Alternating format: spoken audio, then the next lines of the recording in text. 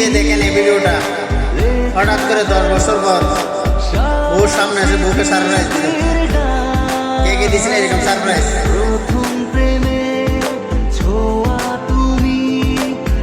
বউ তো অবাক দেখে কি গল্পে কি দেখ মানে কে ইশারা হয়ে গেছে।